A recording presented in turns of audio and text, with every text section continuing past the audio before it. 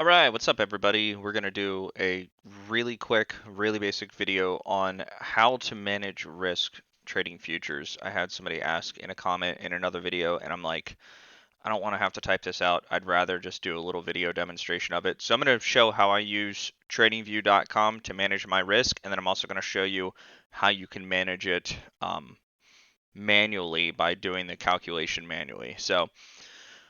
First of all, everything that I'm about to tell you can be found in these two videos right here. Go to YouTube, search for Don Franz Show 1% stop loss. 1% stop loss done the right way. This video is 4 years old. It is probably the single most helpful video I've ever seen when it comes to trading.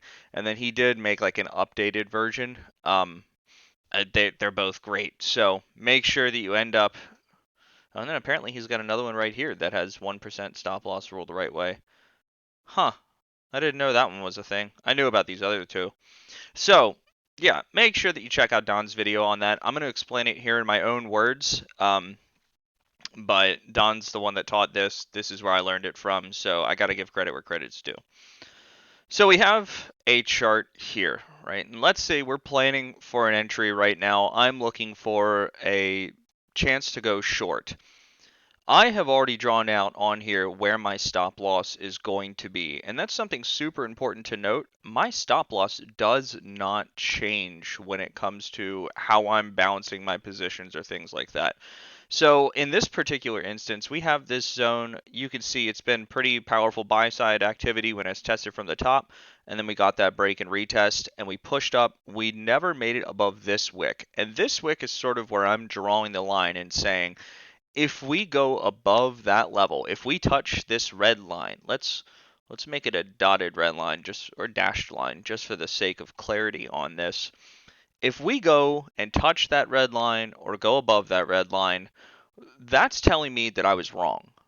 What that's telling me is if I'm entering short and we break above that, we are more than likely going to continue to the upside. My position was wrong. It just happened to be that time that the sellers didn't show up.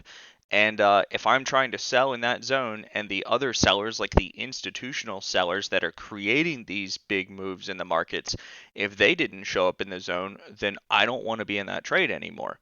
And so this line is the point where I say, all right, I'm out, I'm done. Right? And that's what a stop loss is for. A stop loss is saying, I was wrong. I thought all of my institutional friends are going to be shorting in this zone. They decided not to short right there, and so I don't want to be short anymore either because I'm just going to pick up risk that I don't need to be picking up. And so that is where I tag out. I do not do the whole thing where people are like, "Oh, I'll set a mental stop loss and I'll when it comes there, I'll monitor it with an alert or something like that." Like, no, when it touches that line, I'm done. I always have stop loss orders on the board when it comes to futures trading. Does that mean that I could get tagged out and ends up just being a giant fake out and then comes back down? Completely possible. Yep. It's been my experience that I've gotten good enough at looking at a price move like this, and I say I'm going to place it beyond the wick because, well, every time we've tested and broke that line, look, that was the break and retest, right? We could probably go back further in history if this future contract went back any further and see similar circumstances. So we could say the same thing for this.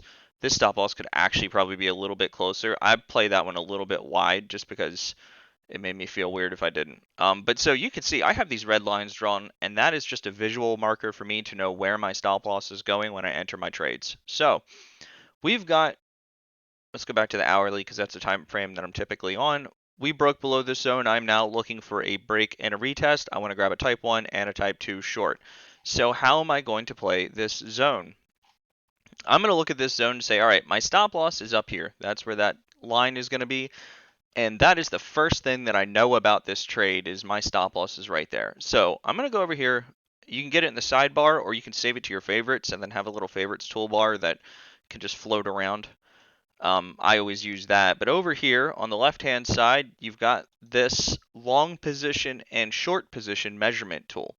We're going to go ahead and click the short position measurement tool. Let's put it right where we want our type 1. We'll drag the red area down to break where the stop loss is going to be. So that's where we're going to tag out on this thing. And we're going to drag the take profit down until that number right there goes to at least 2.0, and that is your risk to reward ratio. So the way that you read this tool is you have the 44.25. That is the that would be the open number of points if this were an open position right now. So that I'm pretty sure, right? Nope. What is that number? I actually don't know what that number's for. Just goes to show how important that is to me. The two numbers that I really care about are this one right here. That is your risk to reward ratio. And this one in the top right, that is the number of contracts that I can afford for the risk that I tell this tool that I want to take on. And the way that we tell the tool what risk we want is you double click on it. Or if you're on mobile, double tap on it. It does the same thing. So a couple different ways that you could go about setting your risk. I never change the lot size. That's totally fine. You have your entry price. You can manually input all of these numbers if you want. I prefer to just drag them around on the chart. Then we're going to tell it, do I want my risk in percent of my whole account or do I want it in US dollars? So if you're rocking a $50,000 account, you put 50,000, you tell it percent, I want to risk 1%, and you can see we're going to grab let's click OK. 2.597 contracts. And what that means is that you can only afford to sell 2 contracts right there with a stop up there and risk 500 or less. You can't afford 3 because that's too much. So the other thing you can do is change it to US dollars and just do 500 so this number becomes completely irrelevant. It'd be really cool if with a live trading account synced up, if you could have account size just automatically updated and then always do 1%. But you can't do that. So you can change this number to be whatever you want. If we want to do $1,000, you can see that we can now afford 5 contracts and risk $1,000. 600, it updates that automatically. And so this for me is the quickest, easiest way to tell how many contracts I want to sell in the case of a short position when I get to that type 1. So now for the type 2, if I want my entry to be up here, we're just going to drag the entry.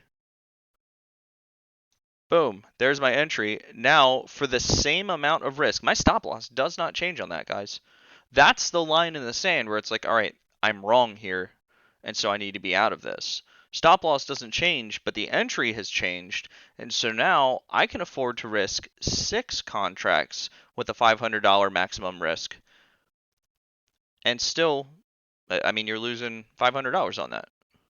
So instead of the 2 that you can afford down here, you can now risk 6 because you're that much closer to your stop, so you can take on a heavier position. And then, of course, you could change your risk to reward ratio like I do for the type 2s. I do a 3-to-1, so there you go. Get in a nice tight position, and that a type 2 is like you're either right or you're wrong, and you're going to know probably within the next hour whether you're right or you're wrong. And that's the beauty of it. Same exact thing can be done if you're looking for a long position. We go over here to the long position tool, click right there, drag it to where you want your stop loss. Look for that. Well, 2-to-1 really wouldn't be feasible in a setup like this. That's what was giving me some problems. And once again, you can do dollars or percent. It's the exact same thing.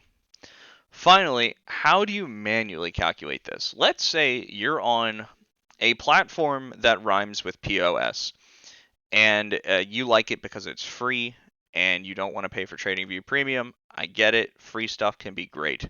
So how do you calculate risk? Because that platform that rhymes with POS does not happen to have a risk calculator tool built into it like that.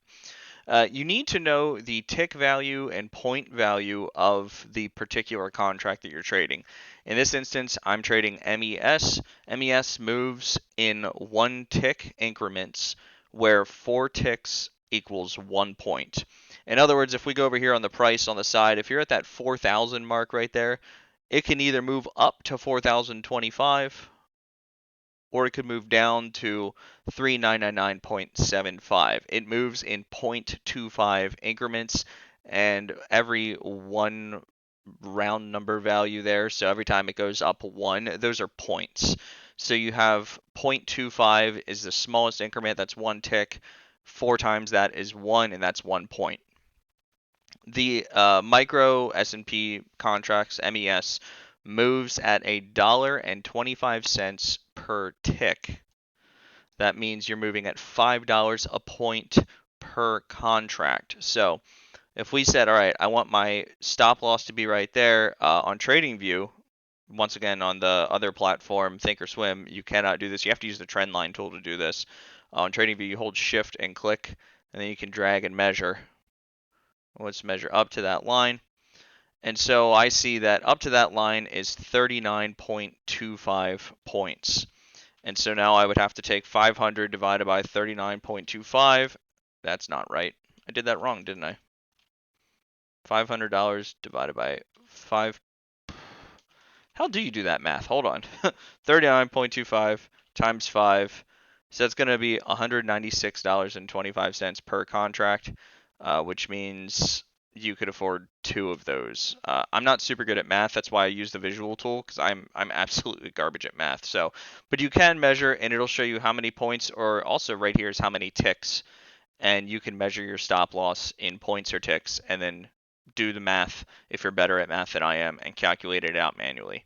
So there you have it. That's how I handle risk trading futures. Every single position I take, I mean, you could see I've still got stuff on the board. Every single time I create a limit order, I don't have TradeStation linked up right now, but when you have this charting tool on the board or on the charts, you can actually right click and hit create limit order.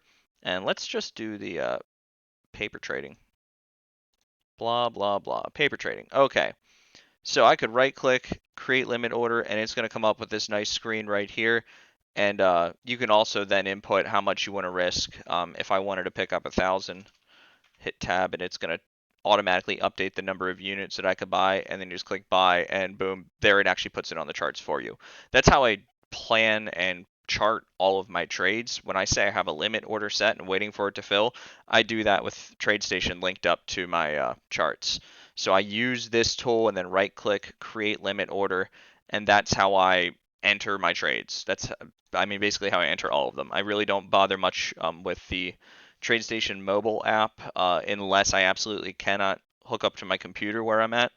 But for the most part, yeah, that's what I'm doing anymore. So there you have it. I hope that's been helpful. Remember to go check out Don's videos. I'm going to link these in the description so you can check them out for yourself. But I hope that's been helpful, and I'll see you in the next video.